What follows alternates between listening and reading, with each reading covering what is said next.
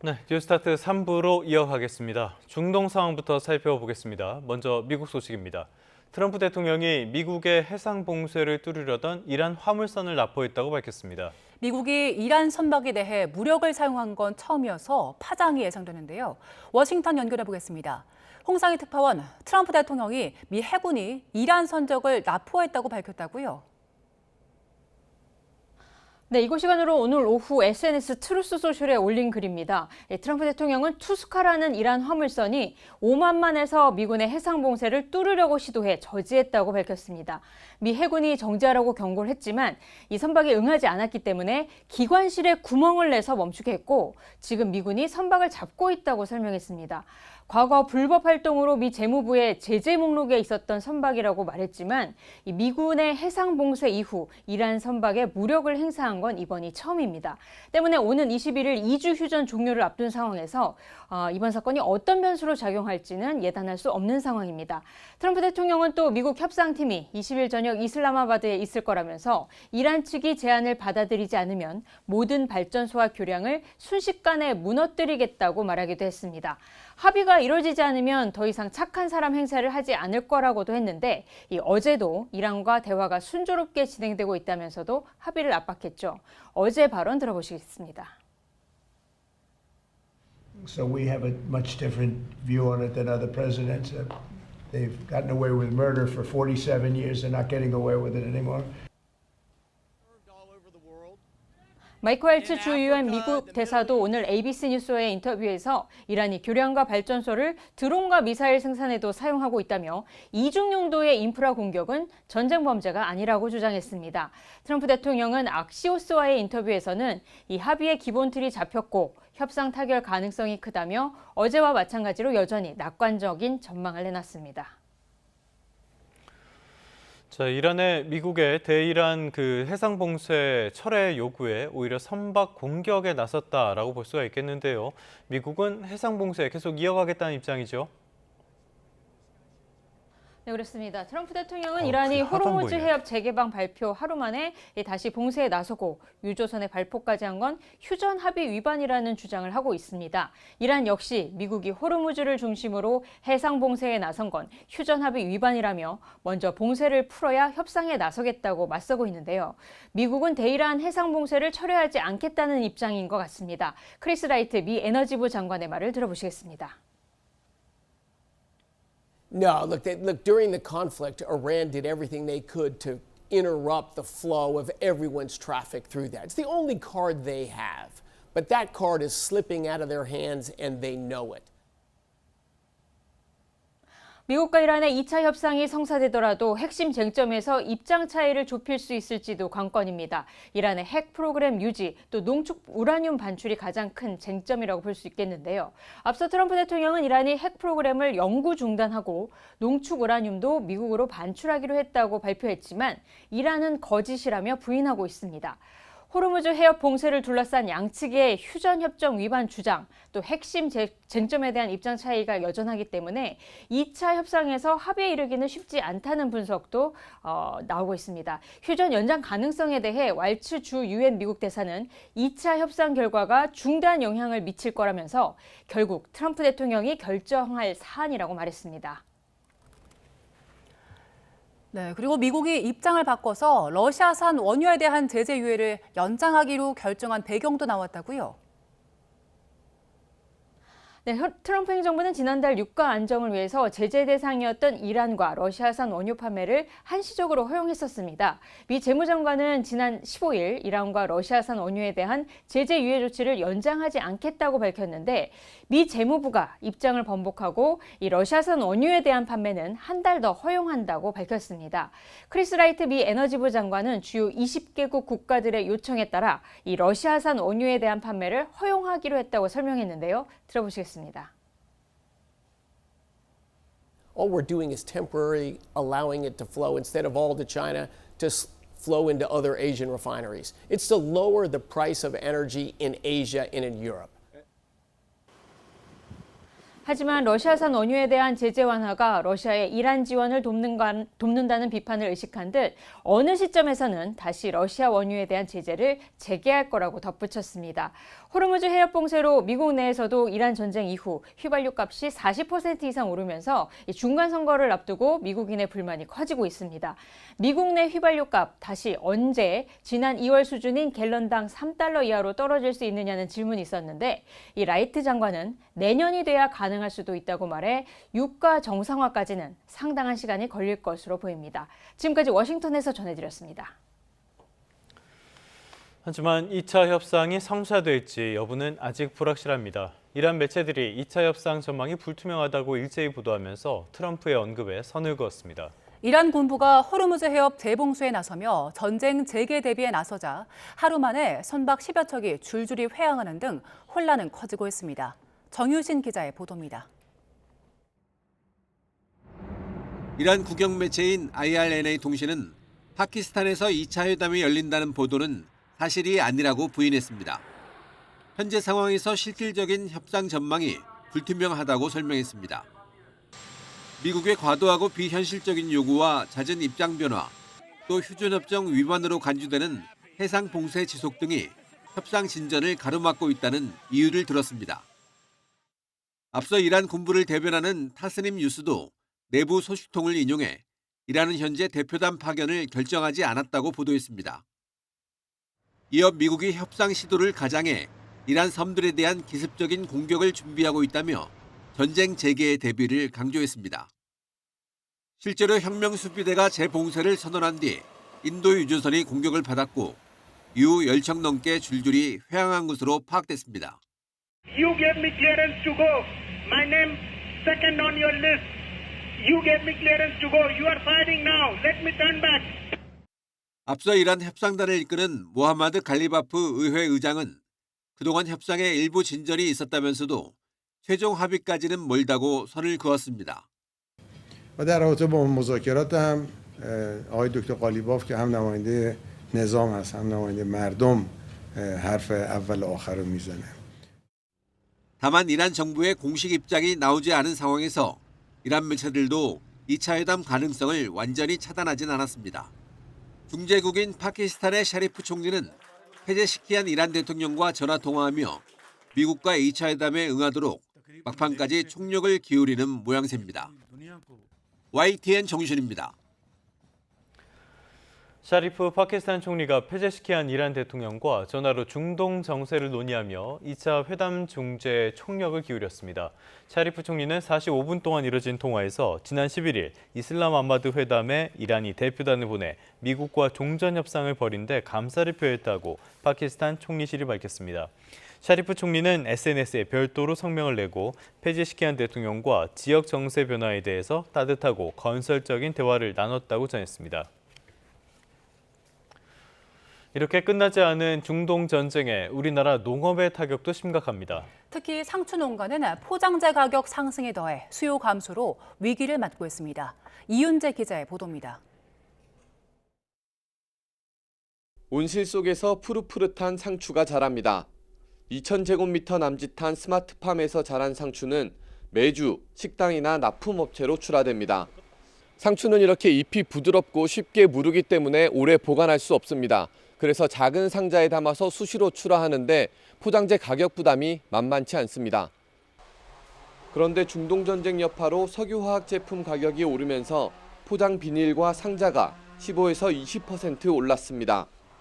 생산비 부담은 늘었는데 상추 가격은 그대로라 부담이 커진 겁니다.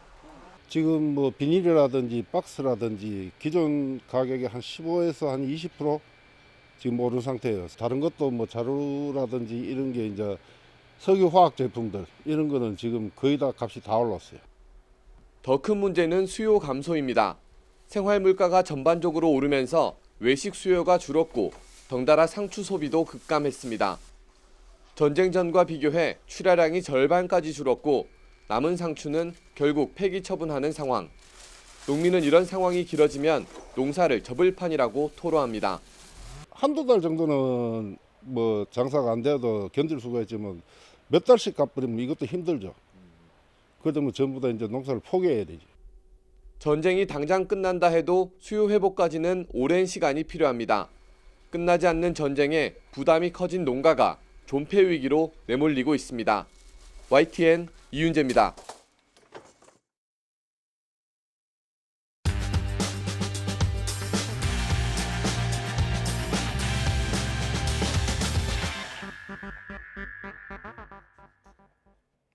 (4월 20일) 월요일 스타트 브리핑 시작합니다. 먼저 볼 기사는 AI 시대의 필수 인프라인 데이터 센터가 미국 곳곳에서 제동이 걸린다는 내용입니다. 왜 그런 건지 조선일보가 정리했습니다. AI 붐에 미국 주정부들은 세금 감면 혜택을 주면서 데이터 센터 유치 경쟁을 했습니다. 일자리를 만들고 지역 경제를 활성화할 거란 기대감이 있었죠. 하지만 전기와 물 먹는 하마가 되면서 자원 부족 문제가 떠올랐습니다. 또 기대했던 경제 효과가 미미하다는 점도 문제로 꼽힙니다. 데이터 센터에 대한 반발은 미국 전역으로 퍼지는 모양새입니다. 최소 12개 주가 데이터 센터 관련 규제를 검토 중이고요. 최근 캘리포니아주 오클리에선 데이터 센터 건립안이 주민 반발 끝에 무산된 일도 있었습니다. 오클라호마주에선 아예 신규 데이터 센터 건설을 막는 입법이 추진되고 있는데요. 미국 내 이러한 흐름이 AI 거품론에 어떤 영향을 미칠지도 예의주시해야겠습니다. 이어서 혼란스러운 중동 정세에 코스피와 환율이 널뛴다는 동아일보 기사 보겠습니다. 관건은 역시 호르무즈 해협입니다. 이란 외교장관이 선박 항행을 허용한다고 발표하면서 국제유가는 뚝 떨어졌었는데요. 하지만 혁명수비대가 호르무즈를 다시 봉쇄한다고 밝히면서 분위기가 확 바뀌었습니다. 이번 전쟁으로 촉발된 국제유가 급등이 예상보다 오래 갈 거란 분석이 나오고요. 그럼 원달러 환율과 코스피도 그 영향에서 자유로울 수가 없겠죠.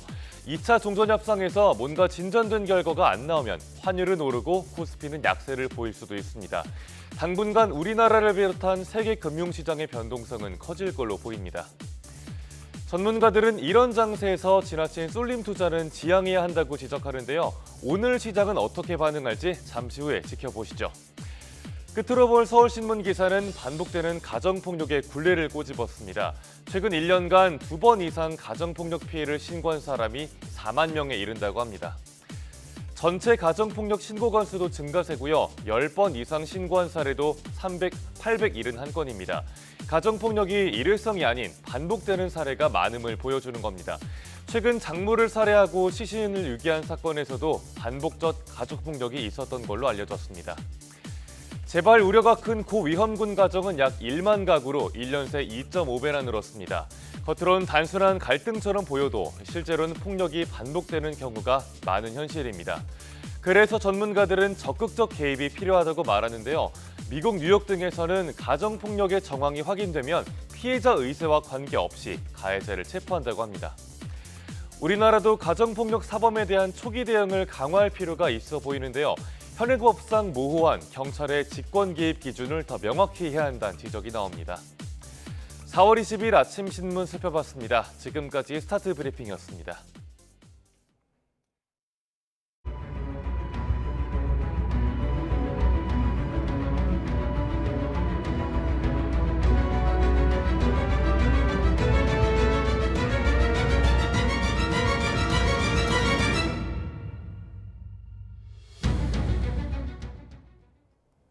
네. 미국과 이란의 2차 협상이 열릴지 불투명한 상황인데요. 호르무즈 해협 인근에서 미국이 이란 국적 화물선을 납포한 걸로 알려졌습니다. 이란 전쟁 상황 두 분과 함께 살펴보겠습니다. 봉영식 연세대 국제대학원 개건 교수, 서은숙 상명대 경제금융학부 교수와 함께합니다. 어서 오세요. 안녕하십니까. 네, 일단 오늘 새벽에 속보로 미군이 이란 선박을 납포했다는 속보가 들어왔었는데 여기에 대해서 지금 이란군의 입장이 속보로 또 들어왔습니다. 속보를 전해드리면 미국의 이란 상선 발포는 휴전 합의를 위반한 것이다 라면서 반발을 했고요. 또 이란군이 밝힌 바에 따르면 보복을 할 것이다. 이 미국의 공격을 받은 선박이 중국에서 이란으로 향하던 중이었다 이렇게 밝혔는데요. 지금 휴전 종료 이제 내일 현지 시간으로 21일이기 때문에 얼마 안 남은 상황인데 이렇게 되면은 종전 관련 협정 다시 재개할 수 있는 겁니까? 모든 가능성이 열려 있다고 봐야겠죠. 휴전 협상 개시를 트럼프 대통령이 받아들이고 JD 벤스 부통령을 보내기 전에 트럼프 대통령의 보관은 그 휴전 협상에서 미국이 최대한 이란에 대한 레버리지, 영향력을 확보해야지 미국에게 유리한 방향으로 휴전 협상이 결론이 날 것이다 이렇게 생각했던 것 같아요. 예. 그 결과가 이제 호르무즈 해협 역봉쇄였죠. 여기에 대해서 사실 이란군은 즉각적으로 반응하진 않았습니다. 오히려 아락치 그 외교장관은 휴전 협정이 이제 진행되는 동안에는 호르무즈 해협 개방을 이야기했지 않습니까? 예. 근데 그 발표가 있고 단 하루 만에 이란군에서는 아니다, 호르무즈 해협을 다시 봉쇄하겠다. 왜냐하면은 미국이 휴전 협정을 위반해서 호르무즈 해협을 역봉쇄했기 때문에 이렇게 강경한 자세로 돌아섰죠. 그 다음에 이제 미국 측에서는 이렇게 이란 상선을 미국 해군이 직접 공격을 해서 엔진을 불능화시키고 납포하는 이미 이제 이란의 이 상선은 미국 재무부와 국무부의 제재 대상에 올랐던 그런 상선이었습니다. 예. 그래서 미국은 호르무즈 해협 재봉쇄뿐만 아니라 공해에서 이란 선박에 대한 모든 납포를 하겠다고 이제 그 압박의 수위를 높였죠. 그래서 지금 이란은 이런 이란 상선에 대한 미국 발표에 보복을 하겠다. 이것은 휴전 협정 위반이라고 했는데 사실 휴전 협정에 대한 그 내용에 대해서는 양측이 처음서부터 다른 의견이 있었습니다. 트럼프 대통령은 아시겠습니다만 그 소셜 미디어에 호르무즈 해협의 완전하고 즉각적인 개방 조건으로 미국은 이란과의 휴전 협상을 하기로 받아들였다고 얘기했는데 이란 측 외교장관의 발언은 이것보다 약간 결이 달랐어요. 네. 이란 군부와 조율을 한다면은 호르무즈 해협의 개방이 속히 이루어진 것이다. 이런 조건 하에서 이란은 미국과의 휴전 협정을 시작하게 했거든요. 그러니까 지금 이란군 입장에서는 이런 식으로 휴전 합의를 하면은 이란 전쟁에 대한 정당한 그런 피해 보상이라든지 사후 재침략 방지가 이루어지지 않기 때문에 네. 응할 수 없다는 이제 강한 목소리를 내고 있는 것으로 보입니다. 그렇다면 휴전 협정이 이제 깨지고 22일부터는 다시 교전으로 들어가느냐?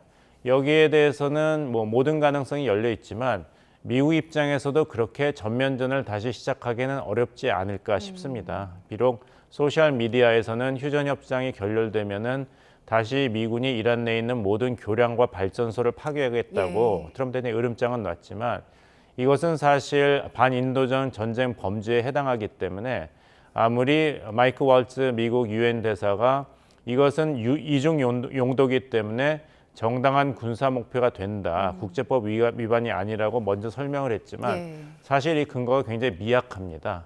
따라서 휴전 협상이 결렬되더라도 이란군과 미국이 전면적으로 다시 충돌을 재개하는 것은 좀 더 시간이 걸리지 않을까.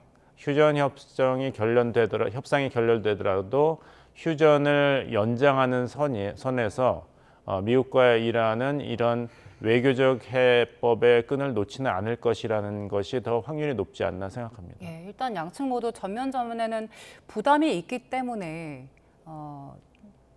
그 부분에 대해서는 조금 더 보수적인 그 조심스러운 입장을 내주셨는데 그런데 이란군에서는 또 보복을 할 거라고 명확하게 밝힌 상황이기 때문에 상황을 좀 봐야 될 것 같은데 파키스탄에서는 계속해서 그 물밑 협상 이어가는 중이잖아요. 그러면 일단 양측에서 뭐 충돌이 가시적으로 드러난 거긴 하지만 이야기는 계속 되고 있다라고 봐도 되는 겁니까?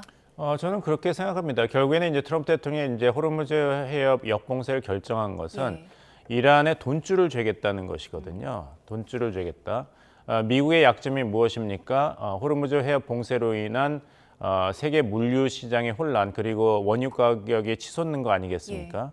거기에 대한 대응 카드로 이란군의 이제 경제적인 그 재정주를 트럼프 행정부는 이제 호르무즈 해협 역봉쇄 카드로 해서 이란의 이제 원유 수출을 막는 것이죠. 이런 것이 읽혀지는 게 사실 그 이란산 원유 수출을 재개하는 것을 미국 재무부가 한 달 동안 그 금지를 유예하면서 허락했지 않습니까? 그것이 이제 종료가 되는데 그것을 연장하지 않기로 결정을 했어요. 미국 재무부는 즉 이란이 석유 수출을 해서 전쟁 자금을 버는 것을 막겠다는 것이죠. 이제는. 근데 그렇다면 이제 세계 원유 시장에는 부담이 될 거 아니겠습니까? 이란산 석유가 돌질 않을 테니까. 근데 흥미로운 것은 러시아산 원유 수출에 대한 제재는 유예를 연장을 결정했습니다. 즉 이란산 원유가 국제 원유 시장에 들어오는 게 막힌 대신에 러시아산 원유가 국제 시장에 들어오는 것은 풀겠다는 것이에요. 따라서 호르무즈 해협 봉쇄가 장기화되면은 국제 원유 시장에서 원유 가격이 상승하기 때문에 미국에게 전쟁 수행에 부담이 된다는 것을 트럼프 행정부도 잘 알고 있기 때문에 이렇게 러시아산 원유 수출 금지에 대한 조치는 유예를 연장함으로써 좀 버틸 수 있는 시간을 버는 것이죠. 따라서 이란에 대한 이런 원유 수출 제정을 죄겠다는 그런 전쟁 목표가 뚜렷이 드러납니다. 이것을 다시 본다면은 전면전보다는 이란의 이제 정치 지도자와 군부에게 빨리 종전을 해라. 결국에는 전쟁 자금이 그렇게 만만치 않을 것이라는 압박을 계속 구사하는 것으로 봐야겠죠. 예. 그리고 이란군이 밝힌 내용 짧게 하나만 더 보면 공격받은 선박이 중국에서 이란으로 향하던 중이었다라고 밝혔는데 중국에 대해서 명시를 한 게 의도가 있는 겁니까? 이란이 고립무원까지는 아니지만 사실 혼자서 이스라엘과 미국의 이제 공세를 지난 6주간 버티고 있지 않습니까? 따라서 중국과 러시아의 지원이랄까요? 이것이 절실한 것은 분명합니다. 하지만 러시아 입장에서는 이렇게 자국의 원유 수출이 러시아 우크라이나 전쟁에서의 이런 전쟁 자금을 확보하는 데는 굉장히 중요하죠. 왜냐하면 러시아 경제는 국제 유가가 배럴당 58달러 선이면은 러시아 정부가 아무 문제 없이 정상적인 그 경제 운영을 할 수 있도록 맞춰져 있습니다. 근데 이제 2025년부터는 국제 유가 하락으로 사실 러시아의 전쟁 자금 수급에 위기가 닥쳤는데 이란 전쟁은 러시아 푸틴 정부에게 있어서는 가뭄의 단비였죠. 국제 유가가 갑자기 치솟고 미국이 대러시아산 원유 수입 제재를 풀어주었으니까요. 하지만 또 러시아 입장에서는 이란에 대한 영향력을 계속 확보하는 것이 이란 전쟁이 끝나고 나서 중동 지역에서 미국의 영향력을 대체하는 데 꼭 필요합니다. 중국 입장에서도 이란을 그냥 버릴 수는 없지만 또 이란과 미국 간의 이런 군사 충돌이라든지 이런 해상 봉쇄로 인한 긴장이 높아진다면은 중국도 미국의 이제 글로벌 정책의 그런 잠재력이 소진되는 것은 반갑지만 호르무즈 해협을 통해서 최대 원유와 가스를 수입하는 국가로서는 사태 해결을 바라고 있는 것이죠. 따라서 이란은 워낙 어려우니까 중국과 이란 간의 이런 경제 협력 관계를 강조하면서 미국에 대한 중국의 일종의 영향력이랄까요? 메시지 전달을 촉구하고 있는 것으로 보입니다. 예. 지금 서로 양측의 공격이 이어지면서 원유 시장도 움직이고 있는 걸로 보입니다. 7시에 선물 시장이 열렸는데 브렌트유 그리고 WTI 모두 급등했네요. 네. 이게 지난주만 하더라도 이제 휴전, 그다음에 좀 호르무즈 해협 개방하겠다라는 이제 뉴스가 나오면서 사실 매도세가 굉장히 크게 몰렸거든요. 그래서 가장 크게는 11%까지 이제 급락하는 상황도 벌어졌었는데 그러다 보니까 지금 다시 상황이 바뀌었잖아요. 갑작스럽게. 그래서 다시 해협이 폐쇄될 수도 있고 그다음에 그러면은 이제 그러니까 유류를 공급하는데 굉장히 수요하는데 문제가 생길 수도 있다라는 상황이 생기다 보니까 일단 선물 시장에서는 심리적인 패닉 상태가 온 것 같아요. 그래서 전부 다 갖고 있던 포지션들을 전부 다 정리를 하고 다시 선물을 매수하는 그런 상황이 발생을 해서 새벽에 갑자기 시작하자마자 이제 유가가 올라가기 시작했고요. 좀 전쟁이 불확실하게 장기화될 수도 있다라는 심리가 좀 반영될 수도 있고 두 번째 큰 거는 뭐냐면은 지금 당장 쓸 원유가 부족하다라는 상황이 이게 이제 현물이거든요. 그래서 당장 배에 실릴 현물이 좀 부족한 상황이다 보니까 근원물 선물 다시 말하면 이제 가장 빠르게 매수할 수 있는 선물에 대한 수요가 급증하고 있어요. 그래서 선물에 대한 이제 수요 자체가 급증하다 보니까 가격이 크게 오르는 그런 상황이 지금 발생하고 있습니다. 중동 상황이 다시 안 좋아지고 또 현물도 워낙 부족한 상황이기 때문에 지금 선물 시장이 다시 폭등하고 있는 상황인데 말씀해주신 지난주 상황을 좀 보면요. 이란에서 호르무즈 재개방하면서 WTI가 장중 최대 11%까지 떨어졌었잖아요. 근데 이게 해협을 개방하기 직전에 원유 선물이 한 1조 원 정도가 매도가 됐더라고요. 그래서 이거 또 정보 유출된 게 아니냐 이런 의혹도 나오더라고요. 네, 지금 굉장히 좀 의혹이 크게 지금 제기가 되고 있어서 미국 상품 선물 거래위원회 CFTC죠. 여기가 이제 조사를 이제 시작을 했는데요. 일단은 현황을 한번 보면은 방금 말씀하신 것처럼 그러니까 호르무즈 해협이 개방돼 있다라고 발표하기 약 20분 전에 1분 동안 이제 거래된 게 브렌트유 선물이 7,990 그 계약이죠. 한꺼번에 매도가 됐어요. 그래서 당시 가격 기준으로 보면은 7억 6천만 달러, 우리나라 돈으로 보면 1조 1천억 원 정도의 규모이거든요.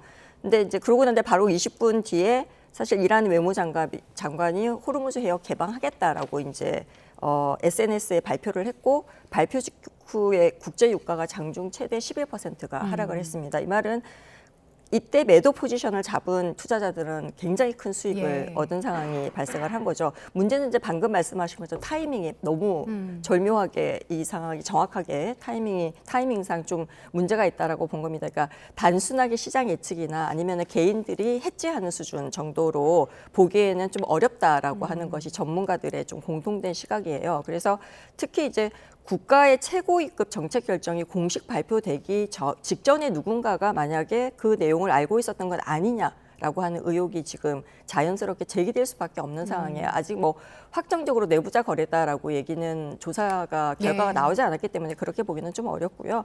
근데 이제 문제는 뭐냐면 이런 상황이 지금 반복되고 있다는 뜻이죠. 그래서 한 두 번, 지금까지 해서 한 3번 정도가 지금 반복이 됐는데 이번이 처음이 아니다라고 하는 부분이 더 핵심적인 내용인 것 같아요. 그래서 지난 4월 7일에도 보면은 미 이란 2주간 왜 휴전 발표했잖아요. 그 직전에도 약 1조 4천억 원 규모가 원유 선물이 대거 매도가 됐고요. 그다음에 3월 23일에 트럼프 대통령이 이란 에너지 시설 공격을 연기하겠다라고 발표하기 15분 전에도 7,400억 원 규모의 매도 계약이 체결이 됐단 말이에요. 그래서 그 당시에도 유가가 이 뉴스가 발표되자마자 15% 정도 하락을 했어요. 마찬가지로 똑같이 매도 포지션을 잡은 사람들은 굉장히 큰 수익을 얻었겠죠, 그죠? 그래서 이 부분 때문에 지금 이제 비공개 정보가 일부에 전달될 가능성을 지금 고려를 해서 규제 당국이 조사 중인 걸로 지금 나오고 있습니다. 이게 공교로운 상황들 우연히 여러 번 반복된 거기 때문에 들여다보는 건데.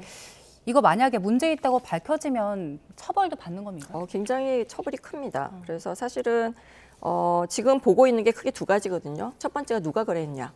두 번째는 이 내부 정보를 이용했냐. 거기에 집중을 맞춰서 하고 있어요. 누가 거래했는지를 체크하기 위해서 조금 전에 설명드렸던 미국 상품선물거래위원회죠. 우리나라 같으면 금융감독원에 해당하는 그 CFTC가 특정 정부 관계자나 그와 연계된 인물과 연결되었는지를 전부 다 보기 위해서 그걸 특정할 수 있는 태그 50이라고 하는 식별 데이터까지 지금 요구를 하고 있어요. 그리고 두 번째는 이제 내부 정보 이용한 거는 사실 국가 안보 차원의 기밀을 이용한 거잖아요. 그래서 금융시장에 수익을 냈다면 이게 단순한 내부자 거래가 아니고 국가 안보 차원의 문제가 되는 거거든요. 그래서 굉장히 큰 이슈가 될 수 있기 때문에 심각한 문제입니다. 이 문제도 계속해서 들여다봐야 될 것 같은데요. 트럼프 대통령이 이란 전쟁 이후로 계속해서 나토 탈퇴하겠다라는 취지의 이야기를 했는데 지금 유럽 국가들을 움직이는 걸 보니까 미국에 없는 나토에 대해서 이제 대비하기 위한 움직임이 보이는 것 같더라고요. 지금 상황 어떻습니까? 나토와 미국 트럼프 행정부의 갈등은 이제 2기 집권 초기부터 불거졌죠. 가장 큰 사례로 본다면은 트럼프 대통령이 미국 안보 전략 이익 수호 차원에서 그린란드를 미국이 합병하겠다고 했을 때 나토 유럽 회원국들이 그렇다면 미국과 EU 간의 관세 협정을 무효화하겠다고 반사 카드를 써서 트럼프 대통령이 그 결정을 철회한 사례가 있습니다. 그것뿐만 아니라 이제 관세 정책이라든지 또 이번에 아무런 이제 사전 상의 없이 일방적으로 이스라엘과 미국이 이란을 전쟁하고 그 이후에 여러 가지 전황이 꼬이기 시작하니까 유럽 국가들에게 그런 책임을 전가하고 지원을 요구하는 그런 사태가 벌어져서 나토 유럽 회원국과 미국 간의 갈등은 굉장히 심화되었죠. 그래서 이제 스페인의 페드로 산체스 총리를 중심으로 이제는 나토를 진정한 유럽 국가들만의 그 자체적인 다자 안보 동맹으로 만들어야 되는 것이 아닌가 이런 화두가 나오고는 있습니다.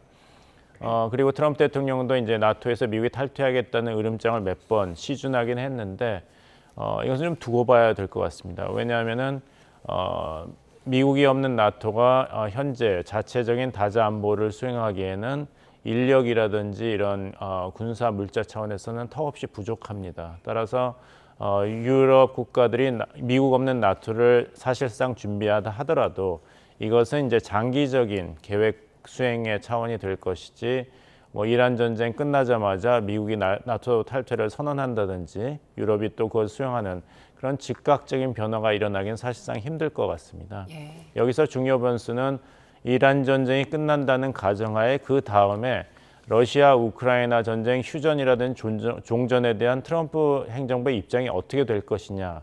여기에 따라서 이제 유럽 국가들의 결정도 영향을 받을 것이라고 보입니다. 이 이란 전쟁 시작하기 전에 미국이 제시한 28개 조항으로 된 러우 전쟁 휴전 중지안을 보면은 유럽 국가들이 반대하는 조항이 많았습니다. 예를 들면은 우크라이나가 영구적으로 나토 회원으로 가입하지 않겠다는 것을 우크라이나 정부도 헌법에 그것을 반영을 하고 나토 헌장에도 반영을 하라.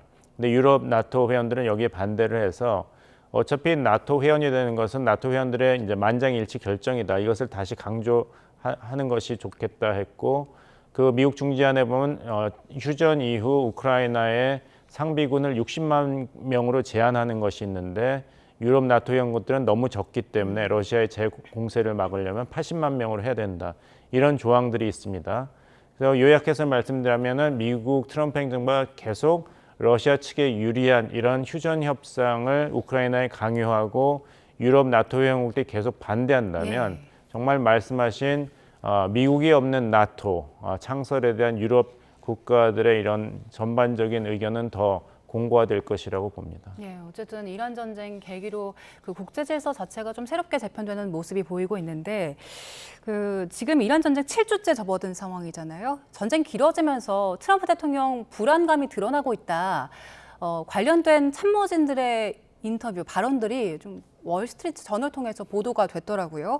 트럼프 대통령이 3월 말부터 회담을 할 방법을 찾아라 이렇게 지시를 했고 또 주변에서 많이 만류를 했는데 즉흥적으로 인터뷰하거나 SNS 돌발적으로 올린 거 이거 결국에는 트럼프가 아주 불안하다라는 걸 보여주는 거라는 얘기더라고요. 뭐 불안감이 반영이 됐겠습니다만 트럼프 대통령이 이제 백악관이라든지 정부 참모 장관들하고 조율하지 않고 소셜 미디어에 자기 의견을 올리는 것은 사실 일기 때부터 왕왕 있었던 일입니다.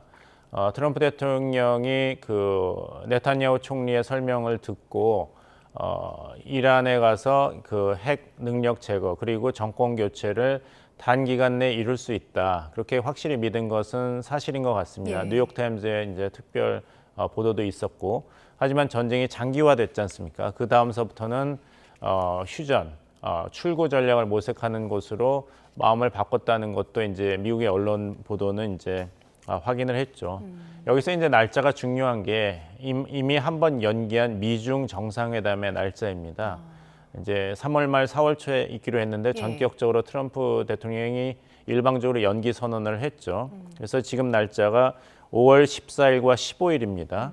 근데 5월 15일은 교수님도 계시지만 제롬 파웰 연준 의장의 의장 임기가 만료되는 날인데 지금 트럼프 대통령이 제롬 파웰 의장을 빨리 자리에서 끌어내리려고 검찰 조사를 지시했는데 혐의 없음으로 미국 DC 법원이 그 기각을 했거든요. 그럼에도 불구하고 DC 검찰은 계속 조사를 하겠다고 했어요.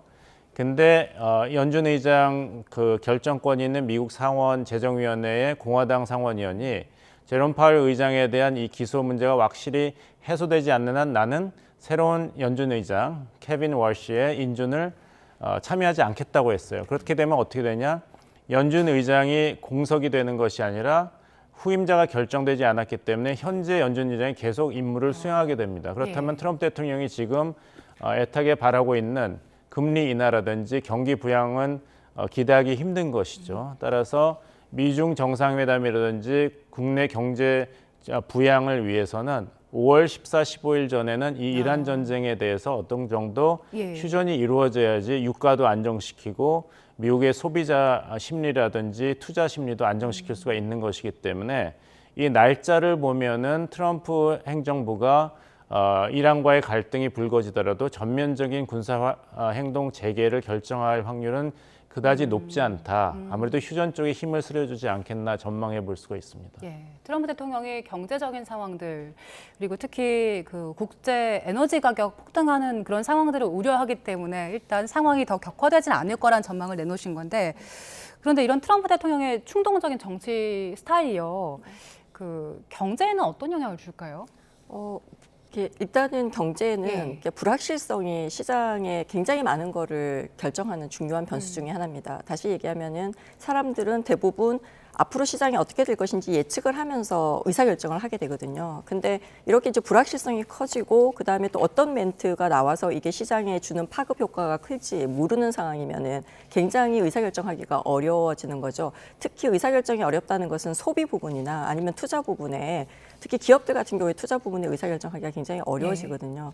그러니까 이제 미국의 트럼프 대통령이 본인이 원래 원하던 그런 그 제조업을 다시 회생시켜서 경제를 성장시키는 거는 굉장히 어려워지는 상황으로 가고 있고요. 물가도 지금 유가가 굉장히 급등하면서 물가가 실질적으로 크게 상승하고 있거든요. 그러니까 금리 인하도 사실 그런 상태에서는 하기가 굉장히 어렵기 때문에 특히 이제 불확실성이 커지는 경우는 더 그렇겠죠. 불확실성이 커지는 거는 결국은 물가를 안정시키기가 굉장히 어려운 상황이 되기 때문에 그런 상황에서 금리를 인하시켜서 이게 또 좀 경제 성장을 확대하는 그런 정책을 쓰는 건 좀 어렵지 않을까라고 생각을 하고 있습니다. 예. 이런 상황에서 그 IMF가 세계 경제 전망을 내놨는데 우리나라가 네. 그 5년 뒤 1인당 GDP 보면 대만보다 $10,000 정도 뒤처질 것이다. 네, 그리고 그 격차가 점점 더 커지고 따라잡기 어려울 거다 이런 전망을 내놨더라고요. 네. 근데 그 기조 핵심에는 반도체가 있더라고요. 네, 맞습니다. 원인은 반도체이고요. 사실 이제 반도체가 그 대만이 이제 추구하는 반도체 그 산업과 우리가 알고 있는 우리나라의 메모리 그 중심의 산업하고는 성격이 좀 달라서 생기는 이제 결과이고요. 일단은 IMF가 발표한 게 우리가 올해 1인당 GDP를 37,412달러로 전망을 했고요. 그다음에 대만은 올해 이미 이제 42,000달러를 넘어섰어요. 그래서 한국보다 먼저 4만 달러 벽을 돌파를 한 상황이고요. 그러니까 22년 만에 역전을 이제 허용을 했는데 이 격차가 방금 말씀하신 것처럼 2031년에는 무려 1만 달러 이상의 차이를 보일 걸로 생각을 하고 있습니다. 예. 그래서 방금 말씀하신 것처럼 그러니까 대만은 TSMC를 중심으로 AI 반도체, 우리 흔히 말하는 파운드리 생태계 얘를 이제 장악을 하면서 AI 호황의 이제 수혜를 직접적으로 받고 있고요. 특히 이제 유가 같은 거에 다 같은 나라들이 영향을 받지 않나라고 생각을 할 수 있겠지만 이렇게 좀 독자적인 생태계를 구축하고 있다는 것은 그러니까 비용에 영향을 받을 때 우리가 원재료 비용이라고 하죠. 비용을 받을 때 가격 결정권을 본인들이 갖고 있기 때문에 충분히 이제 수익 구조를 유지할 수 있는 구조라고 볼 수 있는 거죠. 그런 상황이. 우리는 메모리 반도체 수출에 좀 주력을 하고 있죠. 메모리는 말 그대로 이제 저장 수단이잖아요. 그러니까 이제 우리가 쉽게 설명을 하면은 대만의 이제 AI 그 반도체 파운드리 생태계는 뭐 설계에 좀 중점을 두고 있다면 우리는 박스를 만드는 거. 박스는 특별하게 이제 표준 규격만 있으면 많이 만들어낼 수 있잖아요. 이제 많이 만들어내면은 경기가 좋을 때는 메모리에 대한 수요가 커지고 경기가 좋지 않을 때는 이게 좋지 않으면 경기에 굉장히 민감하게 반응을 하는 그런 구조다 보니까 이게 이제 결국은 대만 같은 경우에는 AI 사이클에 직접적인 혜택을 받다 보니까 그게 이제 그 소득으로 다 연계가 되는 거고 우리는 좀 레버리지 효과가 약하다. 라고 이제 산업 구조상 차이가 있다라고 보여지는 거죠. 예. 이 부분에 더해서 또 그 부채 비율도 걱정이더라고요. 네네. 내년도 부채 비율 크게 늘어날 거라고 하던데 이게 어느 정도 수준인 겁니까? 일단은 지금 우리가 저성장 수준에서 이제 우리 흔히 말하는 추경에 대한 지원, 그러니까 정부 부채도 늘어날 가능성이 크고요. 개인 부채는 말 그대로 이 GDP 대비 100%를 이제 웃도는 그 세계 최고 수준이잖아요. 근데 이게 앞으로 더 늘어날 가능성이 크다라고 이제 예측을 하고 있고요. 왜냐하면 금융위원회가 3월 기준 발표한 자료에 의하면은 가계대출 잔액이 한 달 새에 3조 5천억 원이 증가했다라고 발표를 했거든요. 그러니까 좀 더 쉽게 얘기를 하면은 경제는 저성장 압력을 받고 있는데 재정은 추경 지원 요구가 늘어나고 있고 가계는 주택과 생활자금에 대한 좀 부채가 다시 불어나기 쉬운 그런 환경으로 가고 있기 때문에 이게 아마 부채가 더 늘어나는 상황으로 갈 것이다라고 예측을 하고 있는 거죠. 그래서 저성장과 고부채가 함께 가는 그러한 구조라는 게 우리가 굉장히 큰 약점으로 이제 보고 있는 상황입니다. 예. 지금 중동 상황이 격화되고는 있지만 여전히 협상에 재개될 가능성이 열려 있는 상황이기 때문에 거기에서의 쟁점이 뭐가 될지도 좀 짚어봐야 될 것 같은데 결국에는 그 농축 우라늄 어떻게 처리하느냐 이 부분일 것 같습니다. 좀 격차가 줄여질까요?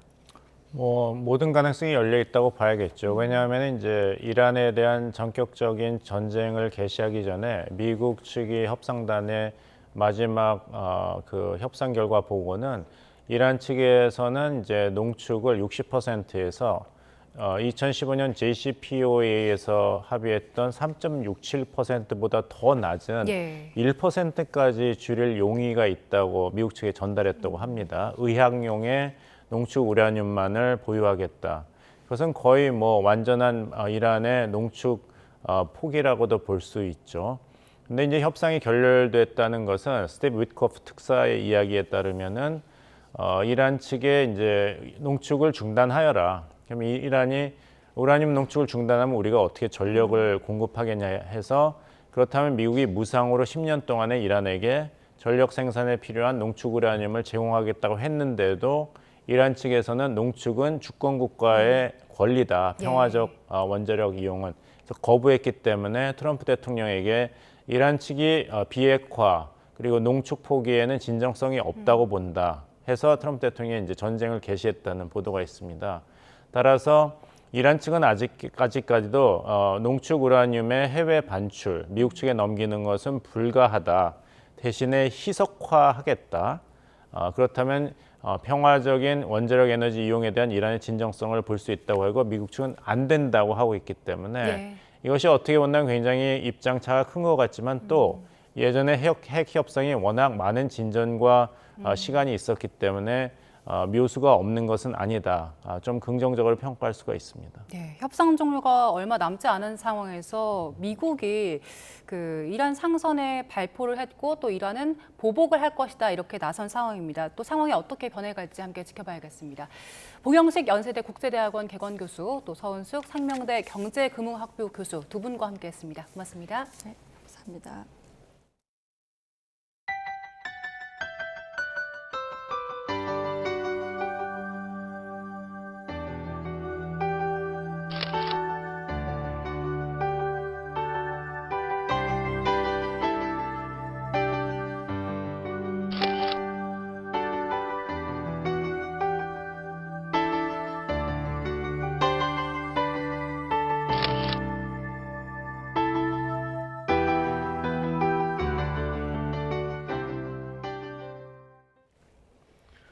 네, 끝으로 출근길 날씨 살펴보겠습니다. YTN 야외 스튜디오 연결합니다. 정수현 캐스터. 네, 정수현입니다. 네, 어제는 초여름도 아니고 그냥 여름처럼 덥더라고요. 오늘은 전국에 비 소식이 있다고요. 네, 오늘은 봄비가 내리며 곡식이 윤택해진다는 절기고구인데요. 절기에 걸맞게 곳곳에 비가 내리겠고요. 고온 현상도 함께 누그러지겠습니다. 오늘 서울 낮 기온이 19도에 그치면서 어제보다 기온이 10도가량 크게 낮아지겠습니다. 하루 사이 기온 변화가 큰 만큼 체온 조절에 신경 쓰셔야겠습니다. 네, 오후부터는 황사도 유입된다고요? 네, 낮에 서쪽 지역부터 황사의 영향을 받겠습니다. 따라서 오늘 전국 대부분 지역의 미세먼지 농도는 나쁨에서 매우 나쁨 수준으로 예상되고요. 오늘 내리는 비에 황사가 섞일 수 있어서 최대한 맞지 않도록 주의하셔야겠습니다. 비는 충청과 호남을 시작으로 점차 그 밖의 내륙 지역으로 확대되겠습니다. 양은 전국에 5mm 안팎으로 적겠지만 돌풍과 벼락이 동반될 수 있어서 주의하셔야겠습니다. 오늘 아침 기온은 어제와 비슷하게 출발하고 있습니다. 이 시각 서울의 기온이 17.3도, 대구 13도, 대전 14.7도로 대부분 지역에서 15도 안팎을 보이고 있습니다. 한낮에는 서울 기온이 19도, 대전과 세종 20도 등 예년 이맘때 수준을 보이며 선선하겠습니다. 당분간 4월 하순에 일교차 큰 봄 날씨가 이어지겠고 목요일에는 남부와 제주도에 비가 내릴 전망입니다. 오늘 비와 함께 전국적으로 바람도 강하게 불겠습니다. 날아갈 수 있는 시설물은 미리 점검하는 등 안전사고에 유의하셔야겠습니다. 지금까지 YTN 정수현입니다.